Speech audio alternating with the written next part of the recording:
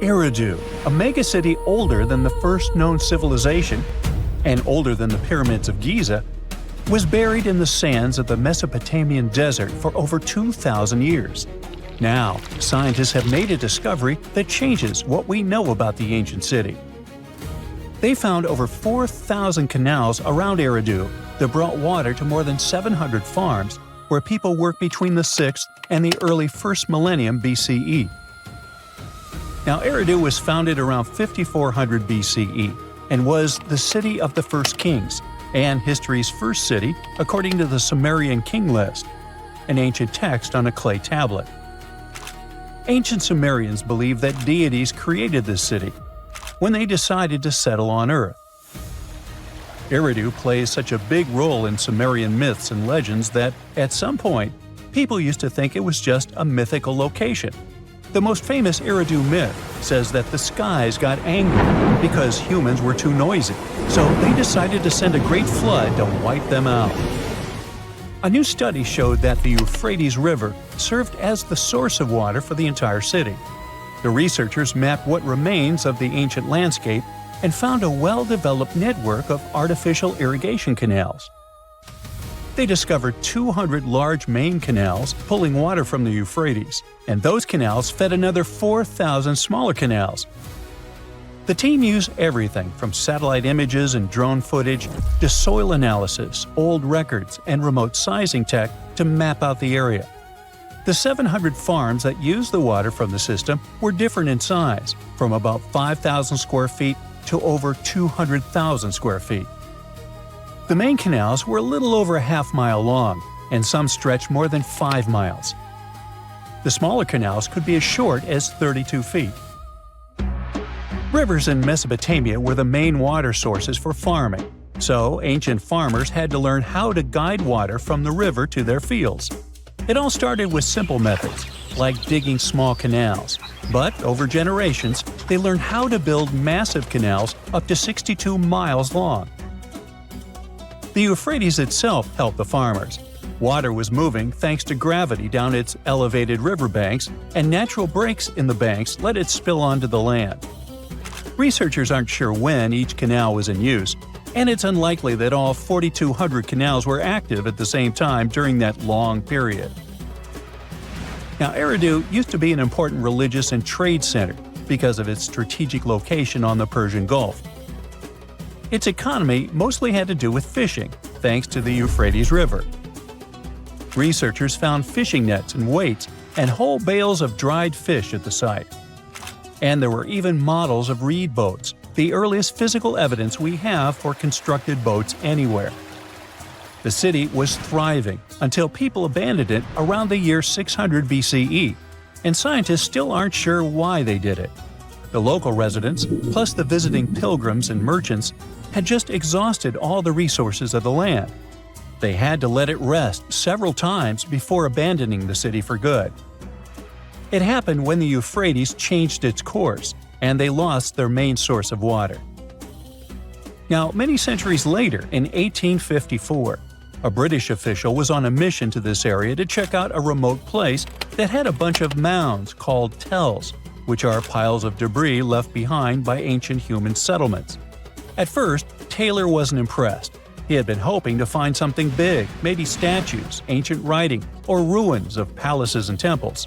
But with the brief time he had, all he found were things like walls, drains, stone platforms, and pieces of limestone columns decorated with tiny mosaic cones. But he didn't know that these boring mounds were hiding one of the oldest cities on Earth, Eridu. The people at the British Museum got interested in the finding, but the first full-scale excavations took place here only around a century later. The local Iraqi authorities got really interested in the excavations as they were hoping to find more about the earliest days of Mesopotamian history. So they focused on Mound 1, a massive tell as tall as an 8-story building. Soon they uncovered part of an unfinished step pyramid from the end of the 3rd millennium BCE. As they dug deeper, they found layers of human life going back in time. There were levels from the Uruk period, and even remains from a time before the Sumerians called proto-history. In those lower layers, they discovered multiple rebuilds of the Temple of Enki, the city's main deity. People rebuilt this temple again and again for over 2,000 years. Every time the temple collapsed, they built a new one right on top. Each new version of the temple was bigger and more impressive than the last. From the middle of the 4th millennium BCE, these temple buildings became massive, more advanced than anything else humans had built up to that point. The city in Eridu was also becoming more complex, with clear social classes. Eventually, they stopped rebuilding the temple and put up a step pyramid on top of the ruins. Even though Eridu faded, it likely stayed important as a religious site. Archaeologists found pottery from the 2nd and 1st centuries BCE during excavations, although there were no signs of houses. The Sumerians were an innovative civilization, as you can tell. By 1500 BCE, they invented the cedar plow, a tool that let farmers plow and plant seeds at the same time, using animals like oxen to pull it. This gear even came with instructions. Ooh. The Sumerian Farmer's Almanac gave farmers advice on how to grow more crops with proper tilling and irrigation. These smart farming tricks helped feed more people, which led to larger cities, an organized ruling system, and more focus on religion. And as their cities expanded, so did their work in writing, math, and spiritual life. 5,000 years ago, the Sumerians had already produced cuneiform, one of the first writing systems in history. So another recent find from the same part of the world proves that bureaucracy existed already 4,000 years ago. Archaeologists found ancient administrative tablets in another ancient Sumerian city. These clay tablets are the oldest solid proof we have of the world's first empire, the Akkadian Empire. The tablets were inside a state archive building made of mud bricks, which had different rooms that acted like offices. Now, before this discovery, archaeologists didn't really understand how the first known empire in the world, the Akkadian Empire, worked behind the scenes. But now, thanks to the recent Gerso excavations, we have the first real and unambiguous evidence of the empire's administrative system. They tracked everything – deliveries, spending, and inventory, from fish to sheep to grains, fabric, and even gems. The tablets also include population records, with names and jobs of men, women, and kids, an ancient version of a census. From these records, scientists found out that women played a key role in Akkadian society. Some women had powerful positions, like high priestesses. The tablets also show a wide range of jobs, from skilled workers like stonecutters to people with simpler roles like temple floor sweepers. Some even included building blueprints, field layouts, and canal maps, proving that the empire had serious organization and planning. Eventually, the city rebelled and gained its independence, and the Akkadian Empire's 150-year rule ended. Now, researchers are carefully cleaning and translating the tablets to fully understand what they say. These new finds will replace older, incomplete ideas about the empire and give us a way more accurate picture of how Akkadian power and the ruling system actually worked. Now, we wouldn't call this island mystical unless there were tales of giants living here. The island of Gozo in Malta is the backdrop of an ancient legend. Malta is an island country located in the Mediterranean Sea, just south of Europe. It's a very strategically located archipelago. Throughout history, it was ruled by many different societies, such as the Phoenicians, Greeks, Romans, and Carthaginians. One cold night, thousands of years ago, a farmer noticed the sky turn orange, then red, when he heard a loud thump. Although the ground seemed to be moving, this wasn't an earthquake. When he looked toward the woods, he saw a giant silhouette, taller than the trees. As he fearfully approached, he realized it was a woman, a giant woman. She introduced herself as Sansuna. Unlike the terrible giants of many tales, Sansuna didn't want to exterminate the human race. She was loving and caring. She told the farmer that she and her people could help protect their land from invaders. The locals were pretty interested in this offer. Since Malta is located in an important commercial route, it was constantly being invaded.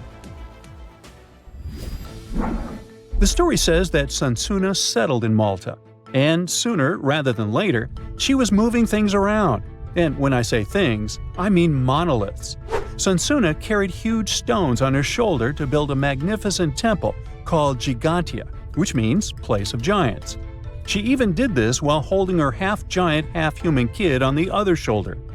Some say Sansuna lived exclusively on beans and honey, although others replaced honey with water.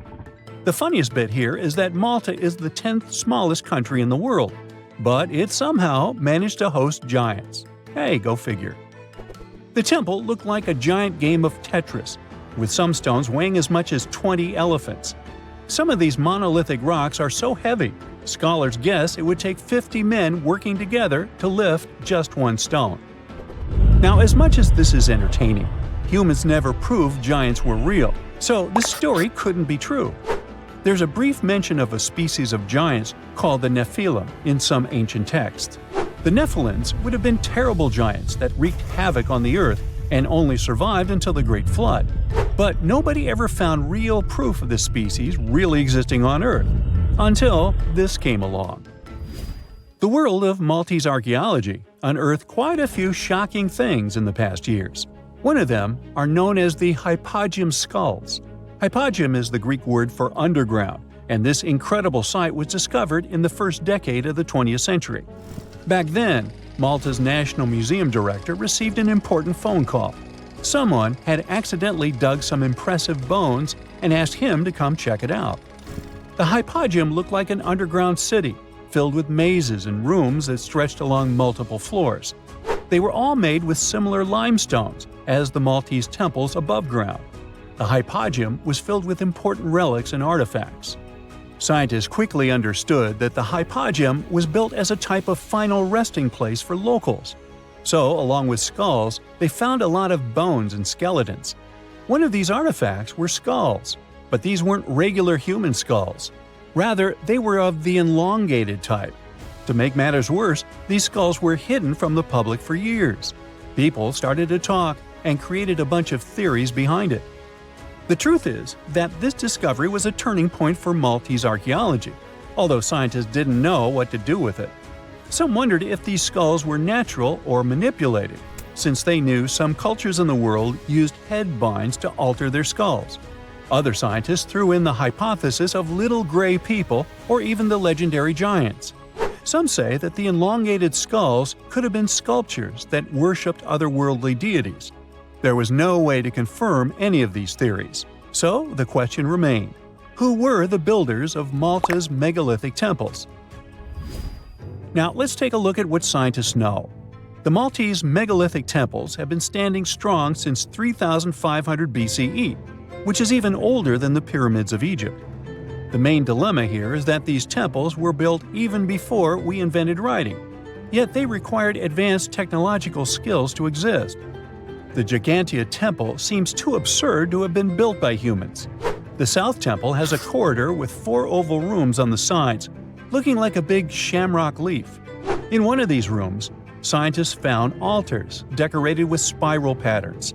It looked like an altar of some sort, indicating early Maltese people used them for ritualistic purposes. The North Temple is similar but smaller, with a very low entrance that makes people crouch down to get inside. You get it? You need to bow down to their deities in order to get into this sacred place.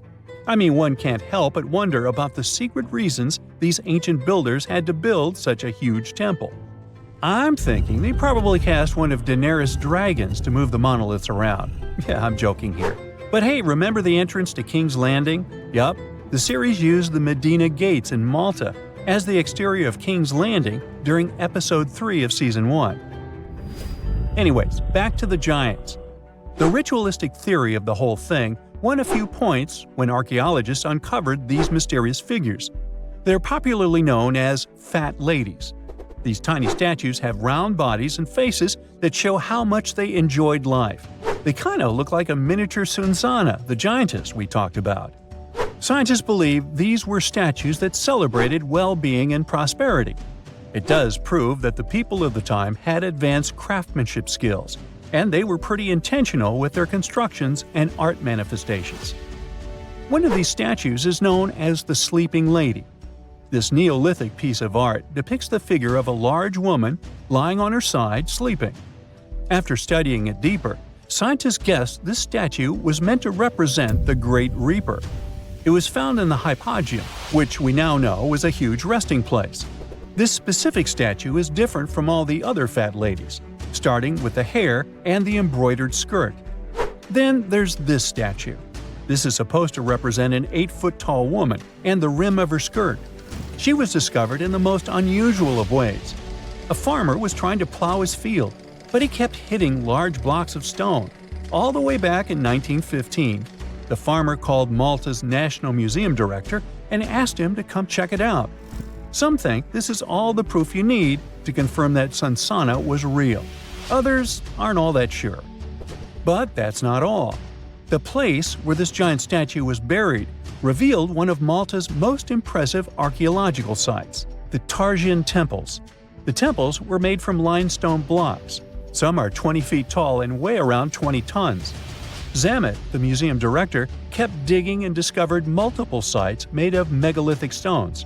All of them supposedly built by Stone Age farmers, all stranded on a remote island in the Mediterranean Sea thousands of years ago. It just doesn't make sense. I mean, look at these temples in Manidra. This is probably the world's earliest calendar. On the equinoxes, the sun passes directly through the main doorway, straight down the central axis. On the solstices, there are two superb variations. During the summer solstice, the rays fall on the edge of the megalith to the left of the doorway, and during the winter, the rays fall to the right side of the doorway. It's astronomical precision at its finest. And what about the structures in the Hall Tarsian that we've already talked about? This complex is the oldest one in all of Malta. It was built with the purpose of doing animal offerings to deities. Scientists confirmed this by unearthing numerous animal bones buried in the soil. They also found a great collection of spirals, indicating that the locals also used this temple for ritualistic purposes. Overall, there are 7 megalithic temples in Malta, each more impressive than the other. Scholars keep on digging to see if they can uncover the truth, much like researchers do with the pyramids of Egypt, the lost Mayan cities in the Americas, and other sites. Mexico City is one of the biggest cities in the world, with a population of about 22 million. This is a megapolis, filled with cars, crowds of people, skyscrapers, beautiful buildings, and other attributes of big cities. That's why it's hard to believe that, right now, the city is slowly sinking into the ground. Mexico City was founded by the Aztec Indians in the early 14th century. At that time, it had a different name. The Aztec capital was surrounded by a large lake. Much later, the city was renamed Mexico City and turned into a huge metropolis. For centuries, people have been pumping water out of the area, but it doesn't help much. By the 19th century, people realized that some parts of the city were slowly sinking because of wet clay. At that time, it was happening so slowly that no one worried about it. But recent studies have shown that the process is accelerating. It's impossible to predict at what rate the city is going down, since it's built on a mixture of clay and volcanic soil. Because of this, the city sinks unevenly. In one area, several buildings can go underground in a matter of days. In another district, houses can stand for centuries without change. Soil collapse in particular streets can trigger a chain of earthquakes and landslides. Huge modern houses are at great risk. They're heavy and stand on wet clay that has never hardened. As a result, the clay falls deeper and deeper under the weight of such buildings, dragging along entire city sections. Some researchers are sure that the city could sink 65 feet in the next 150 years. This means that all 6-story buildings might end up underground. Skyscrapers will eventually sink too, and 1-story villas will disappear much earlier. Some densely populated areas in Mexico City are sinking by 20 inches per year. That is, every 3 to 4 years, each building goes down by the height of the average person. Outside the city, some places are built on even wetter soil. In 150 years, 10-story buildings will go underground there. People in Mexico City have invented a unique system for pumping and processing water. Unfortunately, there's no guarantee that this will help to prevent the city from sinking. Water has been in this soil for thousands of years. It's almost impossible to make the earth solid. One of the most reliable ways to save the city is to strengthen its foundation. This task will require a huge amount of concrete. But even this artificial hardening of the soil may not help. There's too much moisture deep underground, and all that concrete can simply sink even lower. This next town is also surrounded by water, but that's not because it's sinking. Small Geethorn is located in the Netherlands. This place has tons of canals. We can say this is Dutch Venice. There are so many river channels here that there are no roads at all. You can step out of your house and get to the bank of some stream or river in no time. People here travel by boats instead of cars. This is one of the main features of the town. You won't hear beeps or sirens. Locals claim that you won't actually hear anything louder than bird songs. And unlike on regular roads, there are no traffic jams in the canals. But even if the town didn't have its amazing water routes, it'd still be lovely. Beautiful cozy houses, small bridges, lots of plants, colorful flowers, and trees. Then there's the island of Burano in the Venetian lagoon. It's filled with canals just like Venice, but this place has one difference. In the past, thick fog regularly descended on the city. It made visibility very low, and the residents of the place often confused their own homes with others. The buildings were too similar to one another in architecture. That's why locals decided to paint their houses in bright colors to recognize them even in thick fog. According to this legend, that's why all the buildings in Burano are painted in different colors. You can see bright pink, yellow, green, turquoise, and other hues here. Every 2 years, locals renew the paint to maintain the beauty of the city. If you buy a house here, you will have to get a special permit for painting it, and the color will be chosen according to a special system developed many centuries ago.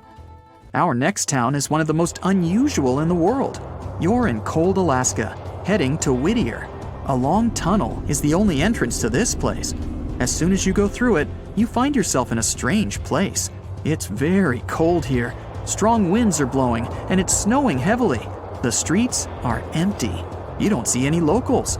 It seems the town is abandoned, but then you notice a wide 14-story building. You go inside and see all the residents are there. Whittier's population is about 220 people, and they all live in one building. In addition to residential apartments, inside you can find stores, a police station, a library, and a cafe.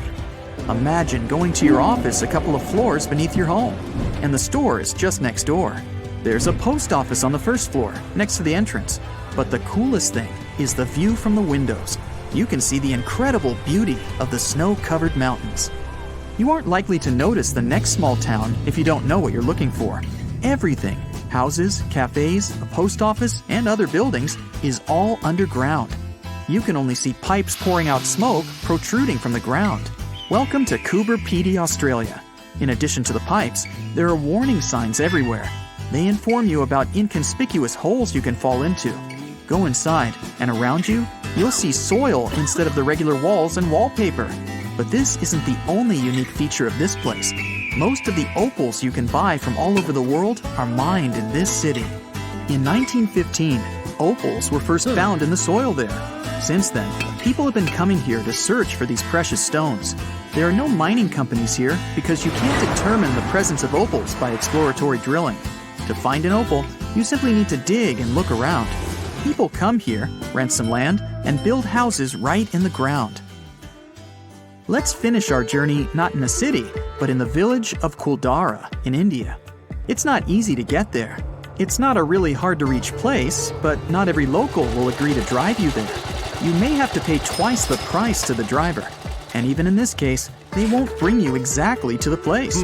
They'll stop nearby and tell you how to get to your destination. Kuldhara village is abandoned.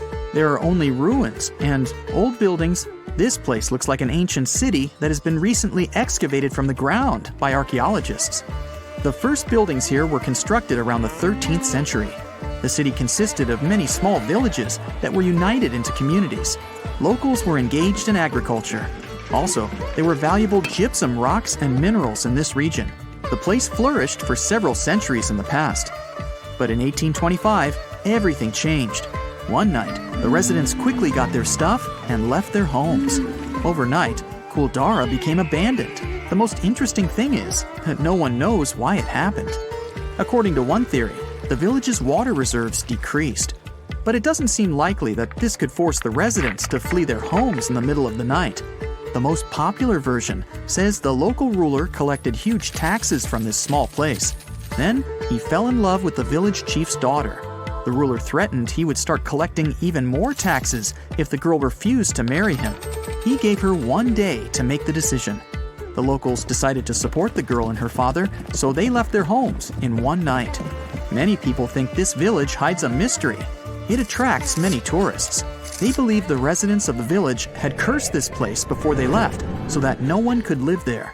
The locals are afraid of this area, and so they try to avoid it. Whenever you hear about ancient ruins, you almost never picture them being suspended somewhere, or just randomly hanging on the branch of a tree, right?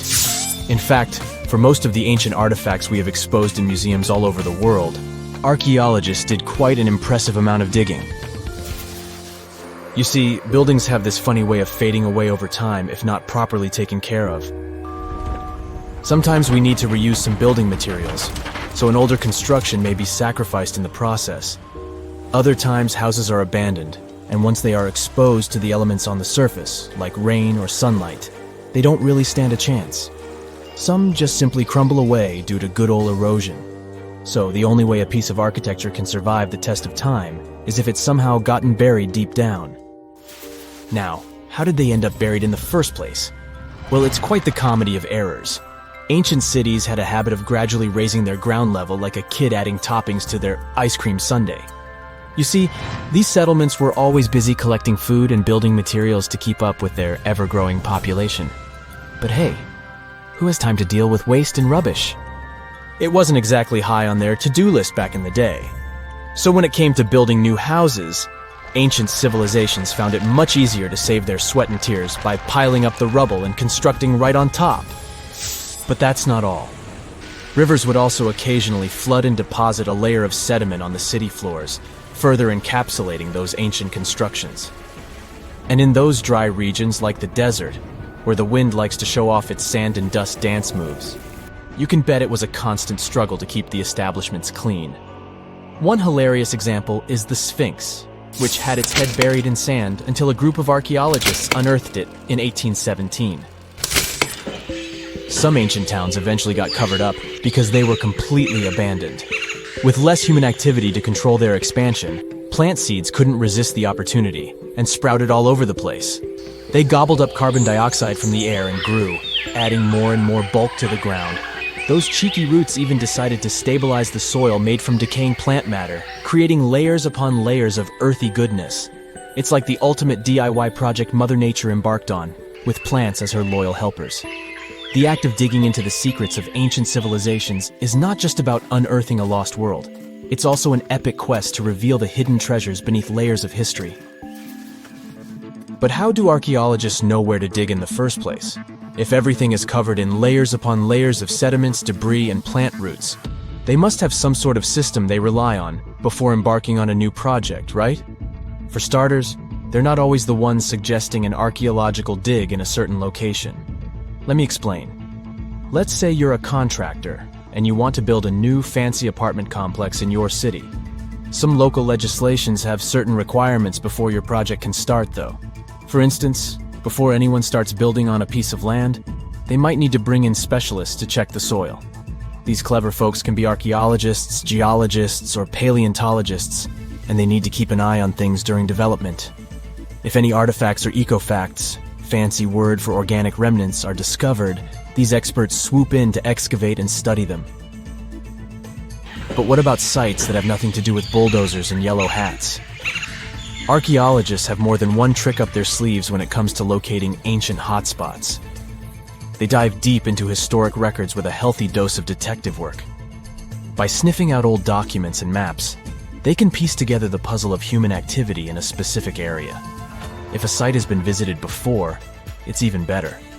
Finding records of past excavations or historical accounts can give archaeologists lots of information on where to continue their treasure hunt. Before archaeologists start swinging their shovels, they engage in a bit of a visual scan mission. Armed with a grid system, they'll stroll around the site, keeping their eyes peeled for any artifacts that might be hiding just beneath the Earth's upper layer. From groundstone tools to historic glass and even ancient garbage dumps, yes, they're also valuable. These keen-eyed explorers can spot signs of human activity faster than most people. If they stumble upon midden soil, fancy term for a garbage dump, they know for sure that humans once called this place home. Archaeologists don't just rely on their trusty shovels, though. They have an arsenal of gadgets to aid in their search for hidden wonders. Geophysical tools are like their secret weapons. Take the resistivity meter, for example. This clever contraption measures the electrical component of the soil and any buried features or artifacts. A buried wall, for instance, will create a different resistivity reading than the surrounding soil. Magnetometers and ground-penetrating radar work in similar ways, showcasing potential hints of ancient treasures in the soil.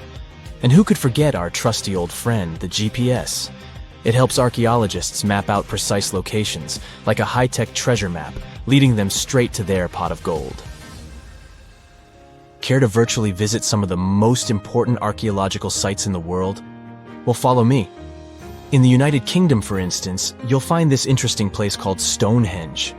It's one of many henges scattered around, but this one really takes the cake.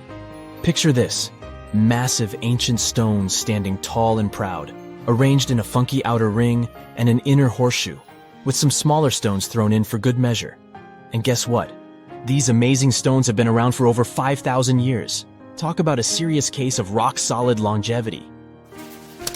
Now, here's where it gets interesting. According to local folklore, the legendary wizard Merlin whipped out his magic wand and poof!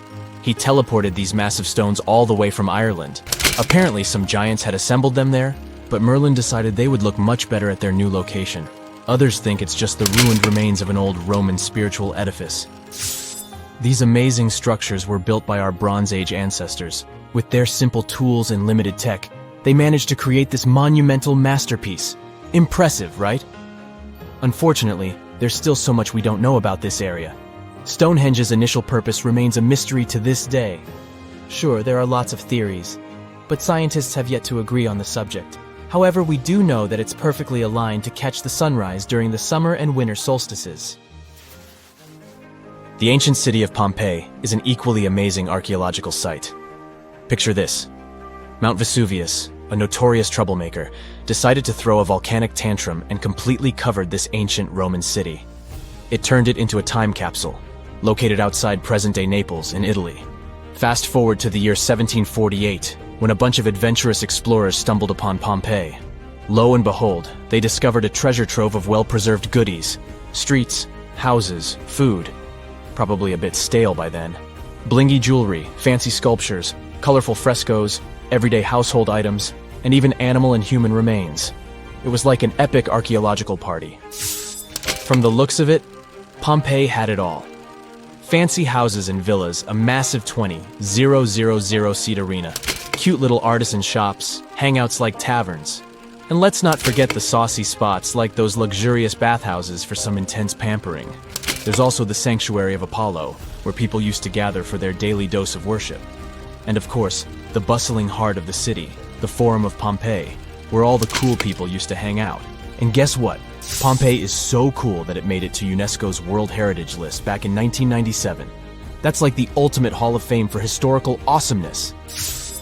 It also includes many other famous buildings and sites, like the Taj Mahal in India and the Acropolis of Athens in Greece. It's like archaeology woke up recently and decided to spice up the news with its history-changing discoveries. From unearthing dinosaur fossils in peaceful Iowa to translating bad news from ancient Babylonian texts, history is revealing its secrets like never before. When Mount Vesuvius erupted in 79 CE, it froze the town in time. Some of the most famous discoveries were heartbreaking, like a mother wearing a golden bracelet, holding her child, or two sisters hugging in fear. At least that's what scientists thought. In 2024, advanced DNA tests shattered these long-held beliefs.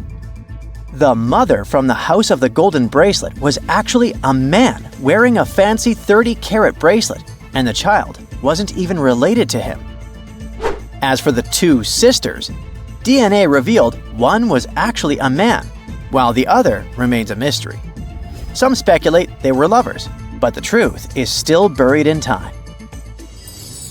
Speaking of rewriting history, another shocking revelation comes from ancient Babylon. Recently, archaeologists translated 4,000-year-old texts that turned out to be heralds of terrible news. These specific texts that were translated are believed to be from Sippar, a city near the Euphrates River in modern Iraq. They talked about lunar eclipses, which is when the Earth's shadow blocks the moon, and for ancient Babylonians, these were warnings. Eclipses could mean everything from floods and famines to chaos in the kingdom. But here's the interesting twist. Babylonians also came up with clever ways to cancel these bad omens, like calling in priests to perform rituals, or consulting oracles for advice. These ancient astrologers took their job seriously, since it wasn't just about stargazing, it was about keeping the kingdom safe. Augustus was the first Roman emperor, so we can say he was a big deal. Archaeologists have already found ruins of the villas where he partied, but now they think they've found his final resting place. In a place near Naples, they found an old structure buried under a villa. They found the equivalent of a modern heating system, something that was probably used to draw warm baths. They also found shelves filled with ancient jars, suggesting the site later became a temple. They're still not sure this was Augustus's last home, but if confirmed, this would be a big deal for world history.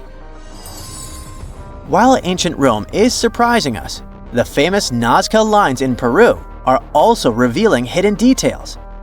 These massive geoglyphs, created thousands of years ago, have only been partially studied until now. Scientists trained artificial intelligence to help them scan 243 miles of terrain. With AI's help, they identified over 300 new motifs, including llamas, stick figure people, and strange heads.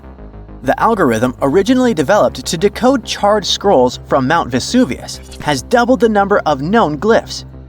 The past is getting a serious digital upgrade. Meanwhile, in Bulgaria, archaeologists made a surprising discovery in a place few would expect: a sewer. In 2024, researchers unearthed a nearly intact 6.8-foot-tall marble statue of Hermes, the Greek god of travelers and trade, hidden beneath layers of soil. Experts believe it was placed there for safekeeping after an earthquake in 383 CE damaged the city's infrastructure. At that time, paganism was declining and Christianity was rising as the Roman Empire's official religion. Many pagan idols were being destroyed, but it seems some locals secretly preserved their deities by hiding them underground.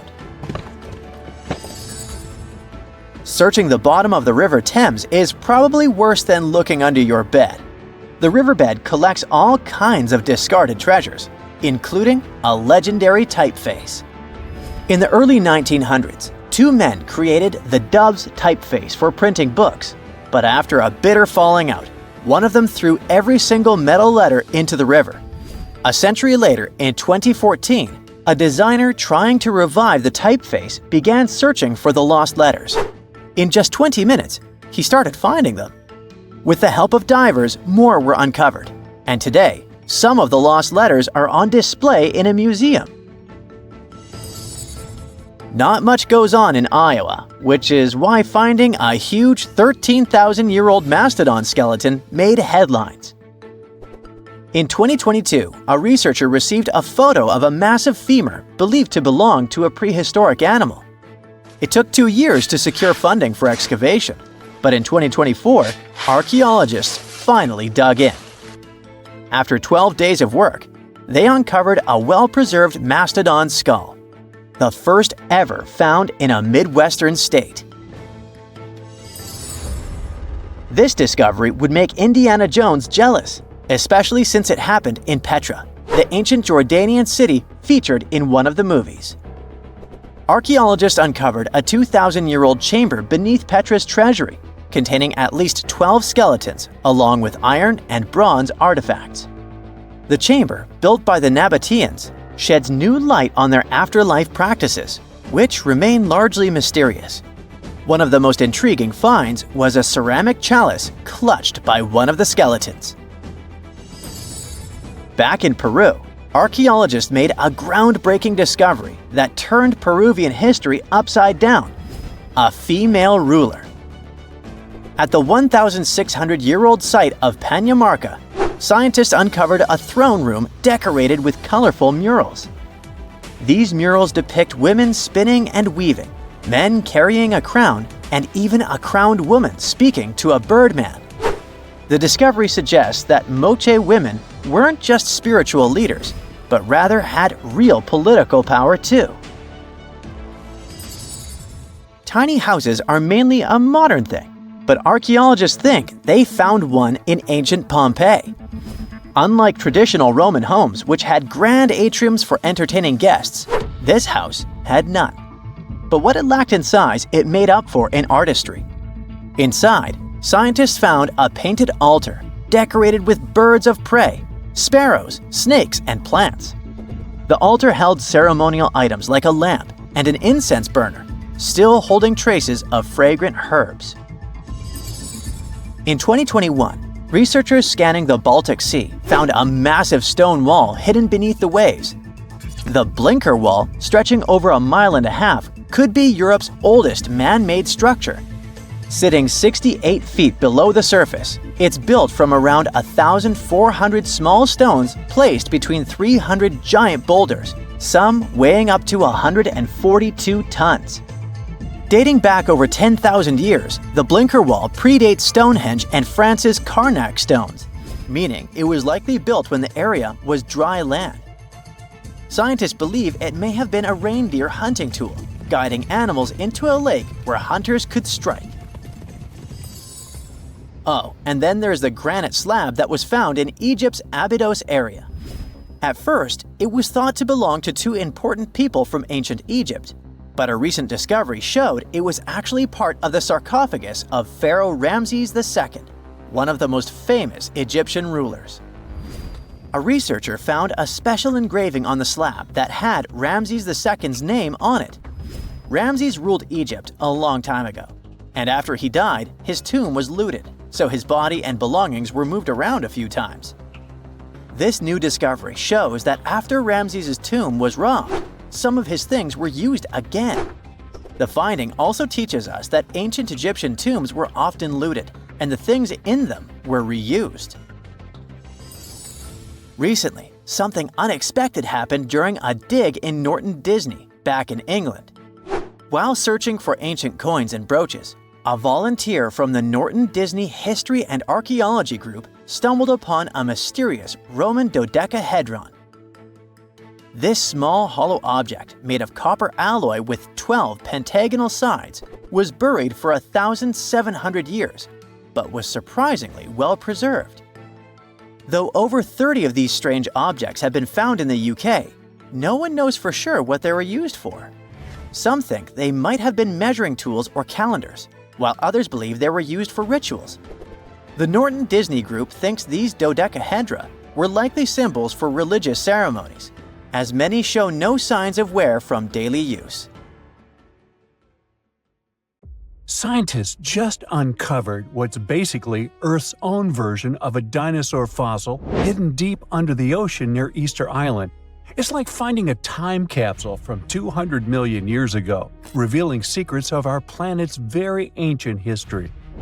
Earth's surface is made up of giant pieces, like puzzle pieces, called tectonic plates. These plates are slowly moving around all the time. Under these plates, there is a super hot layer called the mantle, and this layer is what helps the plates move. In September 2024, a team of geologists finally published the groundbreaking discovery that mentioned this ancient megastructure. This old piece of ocean floor might be connected to why the ocean floor is spreading apart faster in some places than in others. To figure this out, scientists use sound waves, known as sonars, to create a sort of map of what's happening deep underground. What they found was weird. There's a blob of stuff under the Nazca Plate, a plate near South America, that's moving much slower than it should be. Now, normally, when plates move, some of the material sinks into the earth like a conveyor belt. But in this case, it's going slower than expected, like it's getting stuck on something. That something could be an ancient part of the ocean floor that got pushed down into the earth about 250 million years ago. This discovery is like finding a fossil deep inside the earth that shows us what things were like a really long time ago. When the ocean floor spreads apart, it's because two tectonic plates are moving away from each other. In the middle of the ocean, there's a long crack or ridge when this happens, kind of like a seam in the earth. As the plates pull apart, hot melted rock called magma from deep inside the earth bubbles up through this crack. When the magma hits the cold ocean water, it cools down and hardens, creating a new crust. This process keeps pushing the plates further apart. This process is also known as the Earth's mantle's recycling system. It's like the Earth keeps generating its own mantle constantly. On the surface, this process can cause earthquakes, underwater volcanic eruptions, and the formation of new land, sometimes even creating volcanic islands over millions of years.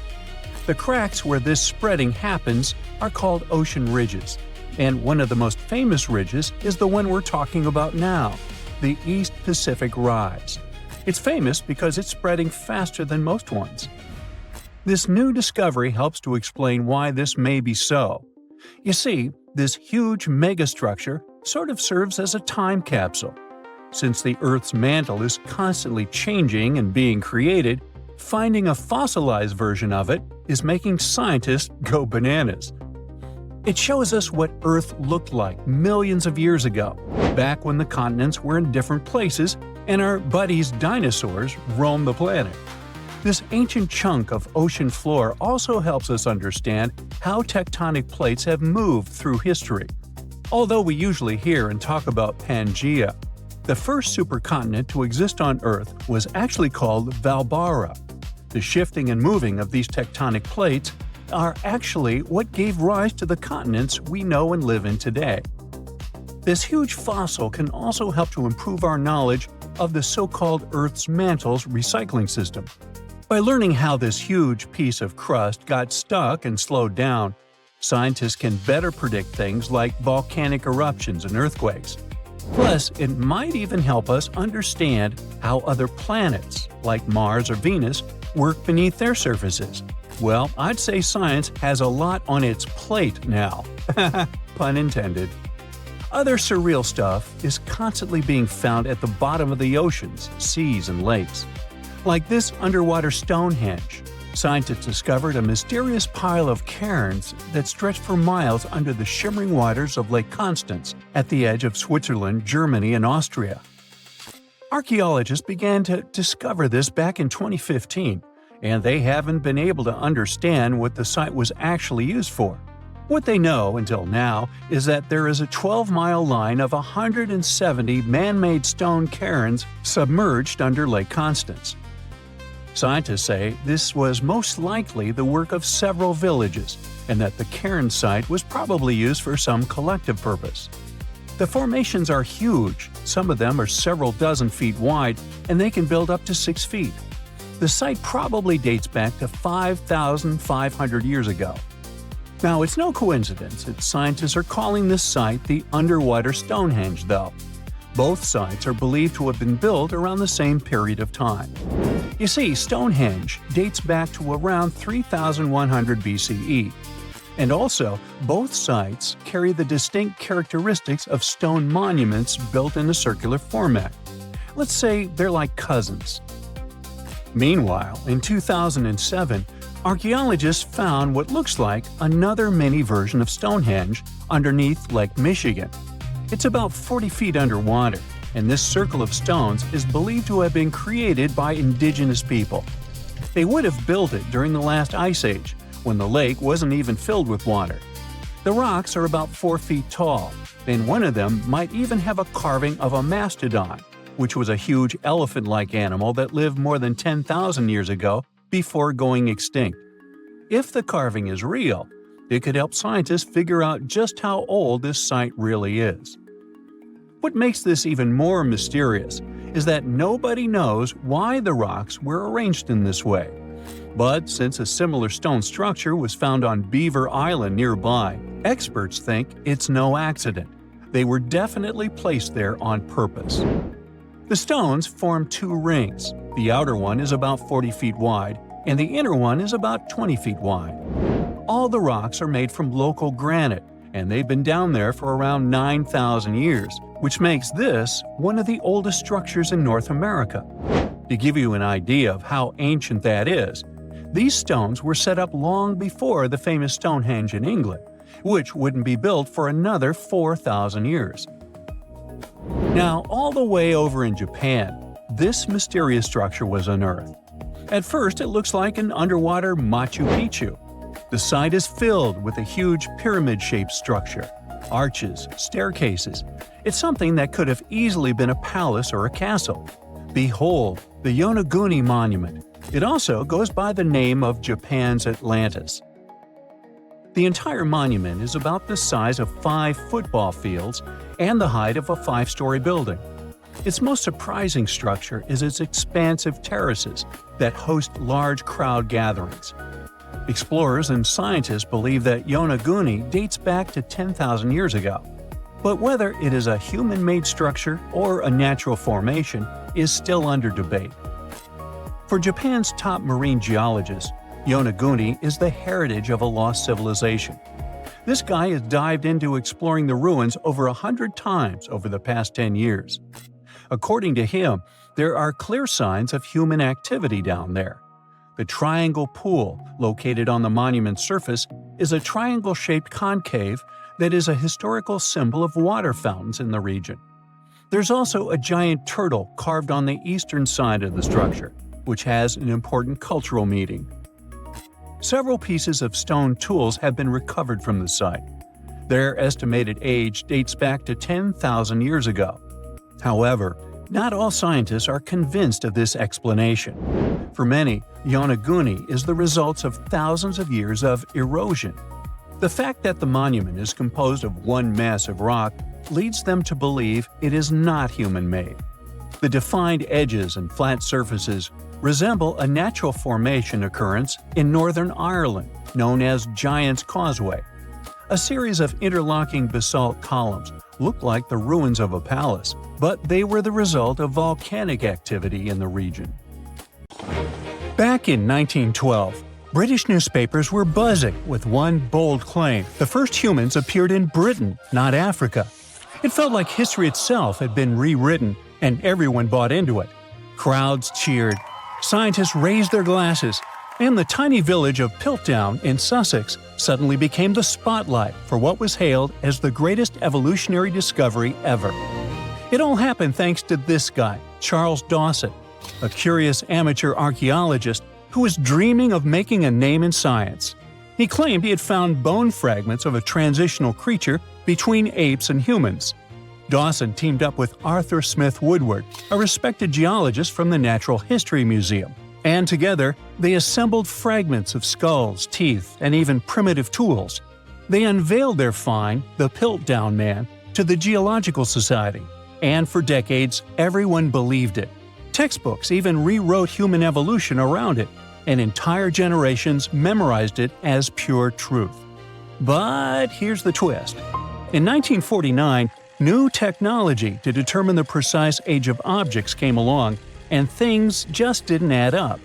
Tests showed that the skull was only about 50,000 years old, not hundreds of thousands.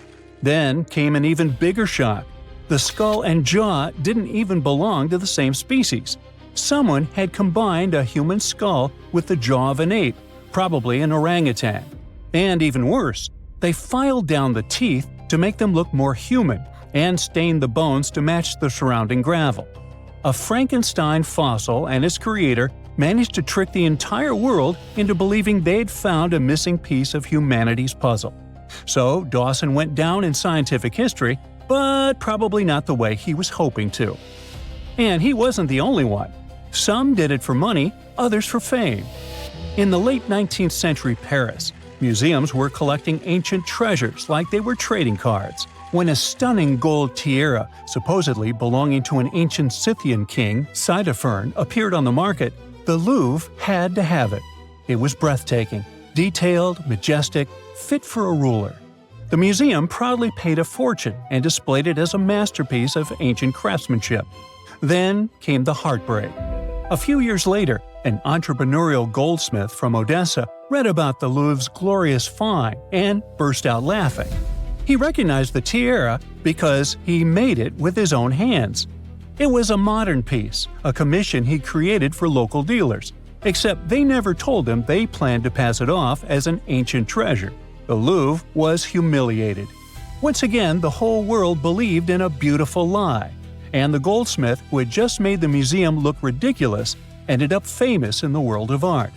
The tiara still holds the Guinness World Record for the greatest goldsmith fraud of all time. Another story of a well-planned scientific hoax takes us to a quiet town of Cardiff, New York, a couple of decades before the Louvre incident. In 1869, workers digging a well struck something hard and enormous.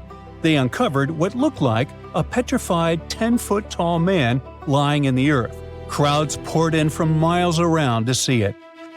Preachers called it proof of the biblical giants mentioned in Genesis. Scientists debated whether it was fossilized or divine. Within days, the Cardiff giant became a sensation. People paid good money to see it, 50 cents a ticket, which was a lot back then. Later, it turned out that a man named George Hull carved the mysterious giant from gypsum after an argument with a Methodist reverend. Hull just wanted to prove how easily you can fool people, especially religious believers, unlike himself. So he buried the fake giant, and it worked too well. Even after experts exposed the hoax, visitors didn't care. They kept coming because they wanted to believe. Over time, the giant changed ownership several times. You can now see it at the Fenimore Farm and Country Village Museum in Cooperstown, New York. Well, speaking of museums, you might have seen crystal skulls that glow under light, presented as sacred artifacts from Mesoamerican temples. Yes, that skull from an Indiana Jones movie with ancient Aztec powers or even extraterrestrial energy. So, museums displayed such skulls proudly until scientists at the British Museum and the Smithsonian decided to give them a closer look. And what they found shattered the myth. They found that the skulls were made with modern rotary tools and abrasives that ancient carvers didn't have. In other words, someone in the 1800s or 1900s made them using modern machinery and fooled the world. They weren't messages from deities or some advanced creatures from space, just very fancy paperweights that tricked so many people into believing in some ancient superpowers. Well, let's jump several decades closer to the present day, shall we? In the 1960s, Yale University revealed what looked like a discovery that could rewrite world history: a 15th century map showing North America labeled Vinland. It meant Vikings had mapped America long before Columbus. The headlines were sensational. The idea was romantic. Explorers crossing icy seas century before Europe even knew America existed. But something just didn't add up. The parchment was generally medieval, but the ink wasn't. Decades of testing revealed it contained titanium dioxide, a pigment invented in the 20th century. In 2021, Yale confirmed it. The Vinland map was a modern forgery, drawn over old parchment to make it look ancient. It wasn't proof of Viking genius, but rather of human cleverness on one side and the tendency to be easily persuaded on the other. And when we speak of persuasion, you don't have to try too hard when a really trustworthy source like National Geographic shares something, right? Well, in 1999, it presented what it thought was the ultimate discovery: a fossil that bridged the gap between dinosaurs and birds. It was called Archaeoraptor, and it was going to change everything we knew about evolution. The fossil came from China, and on first glance, it was perfect. a dinosaur tail, bird-like wings, and bones that seemed to tell the story of flight's evolution. But soon, paleontologists started whispering. The bones didn't quite line up. CT scans revealed the ugly truth. It was literally glued together from parts of different species. A dinosaur tail from one fossil, a bird body from another. Someone had Frankensteined the fossils to make a more valuable specimen. The embarrassment hit hard, especially for National Geographic, which had built an entire story around a fake the world liked to believe. Now, if you think scientific hoaxes are all in the past because of all the 20th century high-tech, here's a surprise for you. In 2020, the Museum of the Bible in Washington, D.C. made a stunning confession. All 16 fragments of its prized Dead Sea Scroll collection were modern forgeries.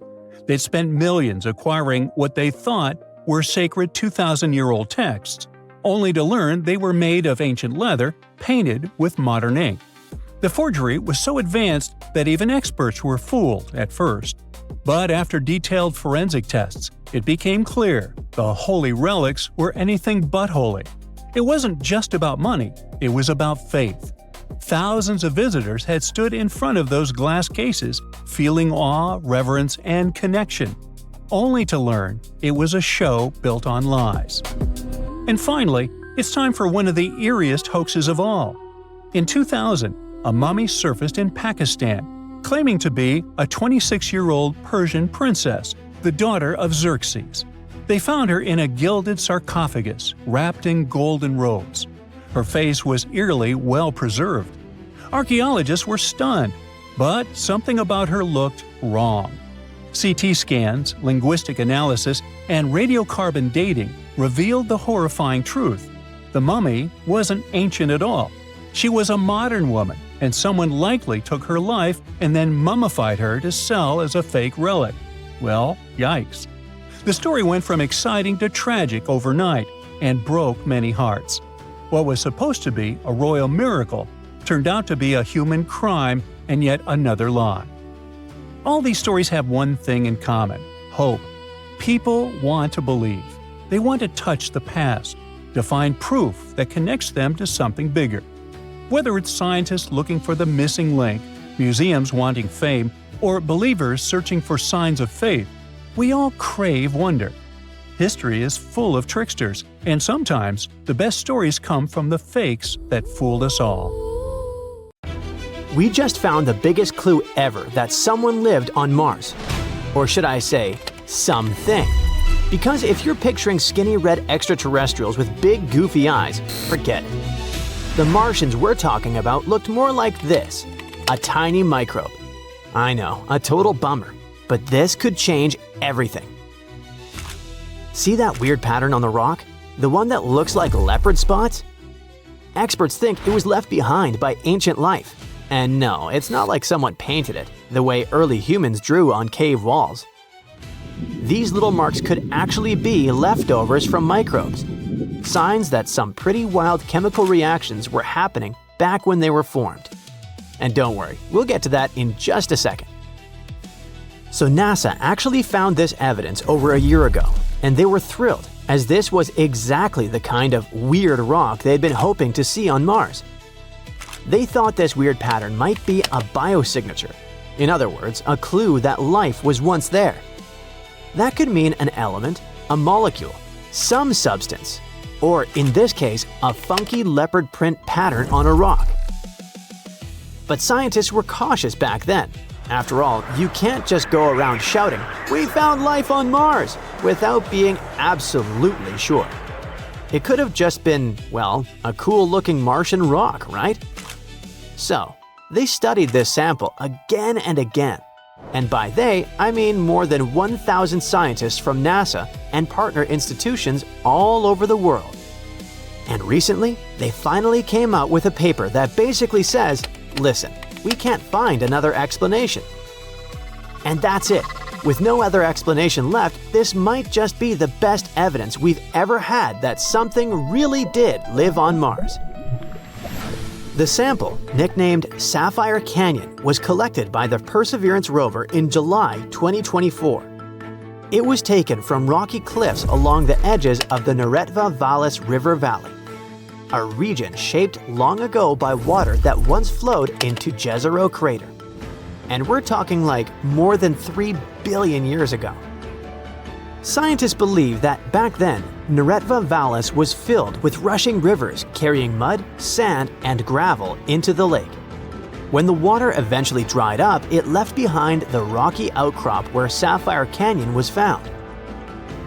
After collecting the sample, the Perseverance rover kept exploring the river valley to get a better idea of the environment where those rocks formed, and to figure out how those leopard spots might have appeared. That step matters because knowing exactly how the spots came to be is key to figuring out if the rock really holds signs of life. In other words, did those patterns form through normal chemical processes that don't need life at all?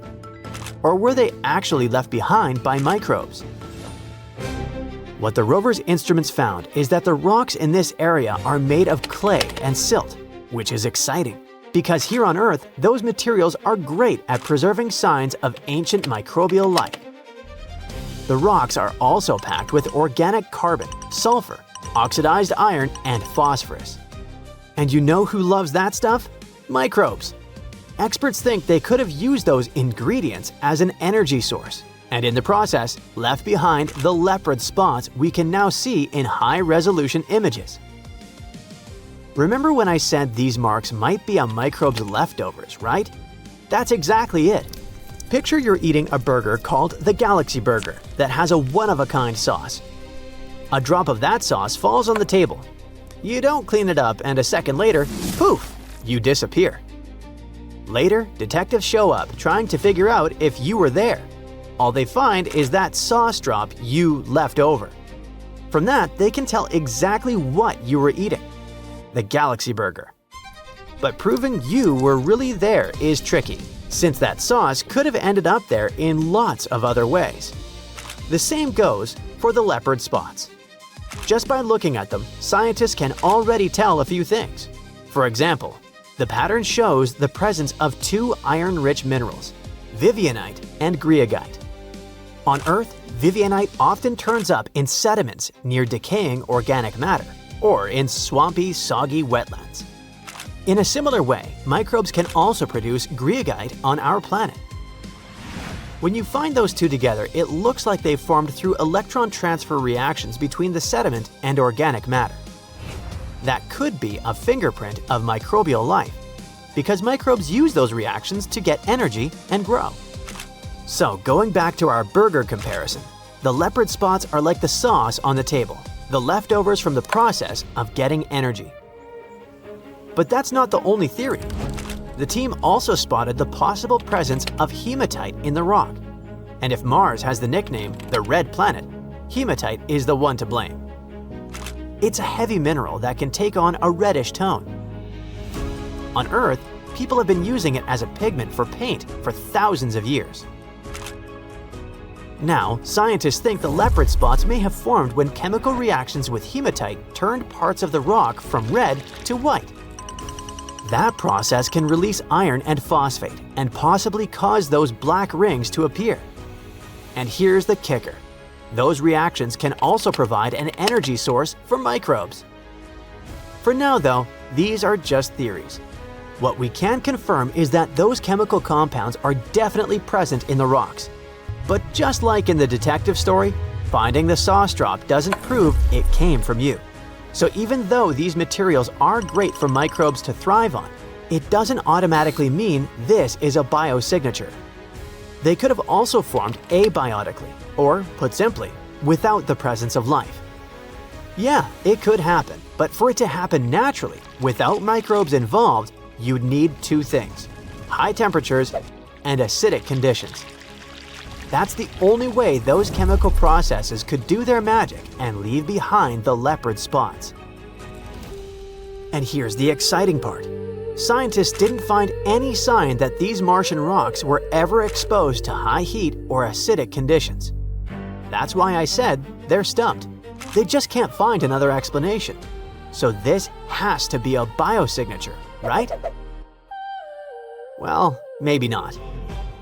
because there's still a possibility that organic compounds could react even under low temperatures. And maybe, just maybe, we're seeing that happening for the very first time. That's why it's so hard to confirm 100% whether this is the handiwork of ancient microbes or just a natural process. So, in the end, we're still left with more questions than answers. Right now, this precious sample is safely sealed inside a tube millions of miles away on Mars. Hopefully, one day, it'll be brought back to Earth so scientists can study it in labs here. And while we can't confirm it's a biosignature just yet, one thing is certain. This finding by Perseverance is the closest we've ever come to discovering life on Mars. Honestly, just being able to spot a potential biosignature on the red planet is already groundbreaking. Another reason this finding matters has to do with the age of the rock.